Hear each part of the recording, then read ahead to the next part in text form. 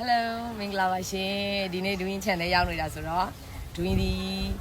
ဘယ်လိုရမလဲဒူးရင်ချန်သမားတွေတော့ပေါ့နော်နည်းနည်းလေးသတင်းကပါချင်ပါလေသတင်းကောင်းလေးပါချင်တယ်ပေါ့နော်အဓိကပါလဲဆိုတော့တို့ဒီအပင်ဆိုရင်ပေါ့နော်ဒီချန်ဆိုရင်ဒီပင်ဆိုဒူးရင်ဒီ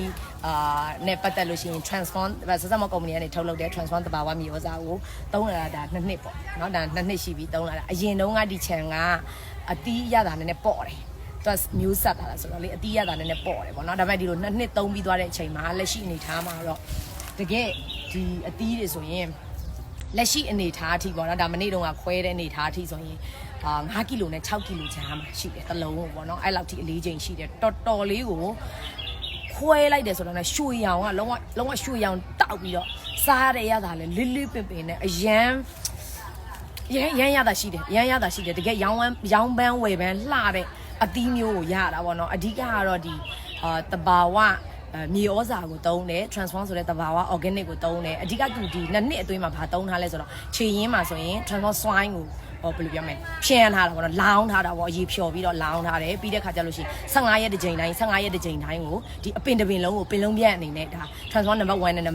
ပထမတော့ number 1ပေါ့နော်ဒီအသီးချိန်မှာတော့ number 1နဲ့ number 2နဲ့တွဲပြီးတော့ဖြန်းထားတယ်2နှစ်တာကာလကတော့လုံးဝ special အရသာအယောင်အလေးချိန်ပေါ့နော်ဒီဟာကိုဘယ်လိုပြောမလဲစိုက်ပြိုးသူအနေနဲ့ပေါ့နော်အခင်းပိုင်ရှင်အနေနဲ့တကယ်ကိုစိတ်တိုင်းကြပြီးတော့တကယ်ဝယ်လက်ကစီသွားတဲ့နေရာမှာလဲဒါတင်ပို့တဲ့နေရာမှာလဲအမှန်တမ်းမှစိတ်တိုင်းကြပြီးတော့ဈေးခေါ်လို့ရတဲ့အသီးမျိုးကိုဒါရရှိထားတာပေါ့နော်အဲ့တော့ဒါတွေကလက်တွေ့ဖြစ်တာဖြစ်တဲ့အတွက်ဒါခြံလဲရောက်ရင်းနဲ့ဒါဒီလိုမျိုးမျှဝေပေးတာဖြစ်ပါတယ်ဘာလို့လိုမျိုးပဲဒူးရင်ခြံနဲ့